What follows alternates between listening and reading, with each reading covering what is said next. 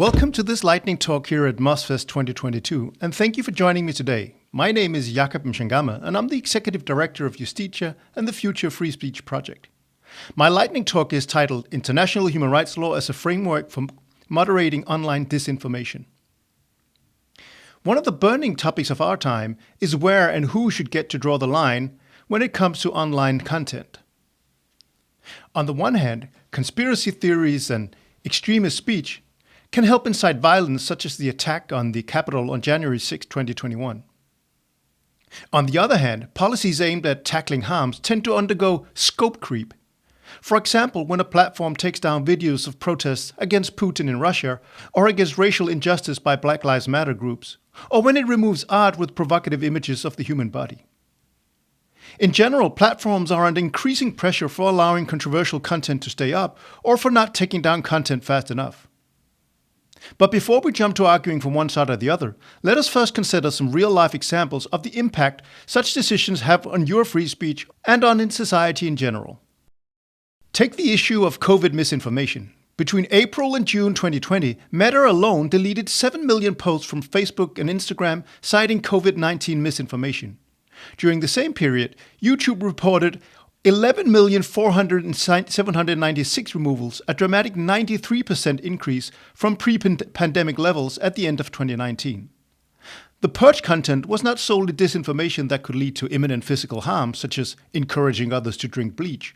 YouTube deleted a clip with a prominent Stanford professor who early on argued for a less draconian response than lockdowns.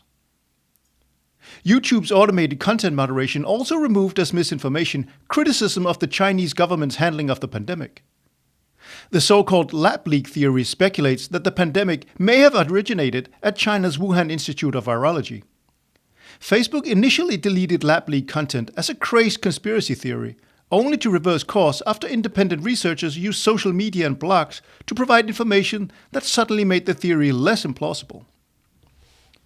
The dangers of fighting online disinformation through deletions was given prominent backing by a January report by the British Royal Society, the UK's most prominent scientific institution. The report emphasized that misinformation can cause real offline harms, but also warned against relying on content removal as a solution to the online scientific misinformation. The authors cautioned that deletions are not only inefficient, but may even be counterproductive and undermine rather than strengthen trust in reliable sources of scientific information. When deleting scientific misinformation, therefore, the cure may quite literally be worse than the disease. In fact, purging misinformation can even backfire against the very activists who demand that such content be removed in the first place. In 2020, British comedian Sacha Baron Cohen launched an attack on Facebook for facilitating a whirlwind of conspiratorial madness in a Time magazine article. But ironically, Baron Cohen's article was blocked by Facebook since it was accompanied by a picture of a man wearing a face mask captioned, "COVID-19 is a hoax." These increased removals and mounting pressure on platforms to purge more and more content deserve our attention because they have the potential to fundamentally and permanently damage our freedom of speech and access to information online. Further, legislative measures from around the world, such as the NetzDG in Germany or the IT Rules 2021 from India, contribute to a regulatory race to the bottom where social media platforms become the ultimate arbiters of harm, truth, and the practical limits of the fundamental right to freedom of expression. At the Future Free Speech Project, we passionately believe that, as the great bulwark of liberty, freedom of expression must be respected and upheld online. In this era where speech on social media platforms forms the bedrock for societal discourse, we believe that online content moderation must be guided by accepted principles of international human rights law that protect the freedom of expression.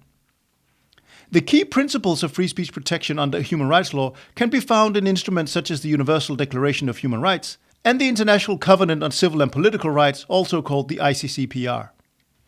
As private entities, social media platforms are not bound signatories to such documents. But as the former Special Rapporteur for Freedom of Opinion and Expression, David Kay, has argued, human rights law is a means to facilitate a more rights-compliant and transparent model of content moderation. Further, the global nature of human rights law could also prove useful in dealing with the differences in national perception and legislation that characterize the global ecosystem of online expression. Still, applying human rights law to private companies is a difficult task involving a plethora of challenges and dilemmas. To solve this problem, my team and I have developed a report called A Framework of First Reference, Decoding a Human Rights Approach to Content Moderation in the Era of Platformization. In this report, we decode relevant human rights law principles, apply them to contentious categories of speech, including disinformation and hate speech, and by applying them to real-life examples, demonstrate how they could be used by platforms to moderate online content. For disinformation, we recommend that platforms' terms must be tailored to protect the grounds of free speech under Article 19, Paragraph 3 and Article 25 of the ICCPR, and platforms must refrain from adopting vague, blanket policies for removal. Crucially, only disinformation entailing real and immediate harm should be subject to the most intrusive restrictive measures such as content removal, whereas other forms of misinformation may be subject to less restrictive measures such as labeling or downranking.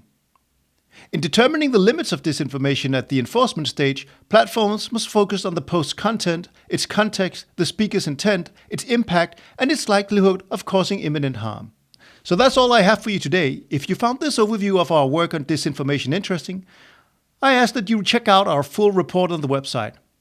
This report is a labor of love, and we genuinely believe that it could help platforms and civil society develop a better understanding of how online disinformation could be regulated in a rights-protective manner, compliant with international human rights law.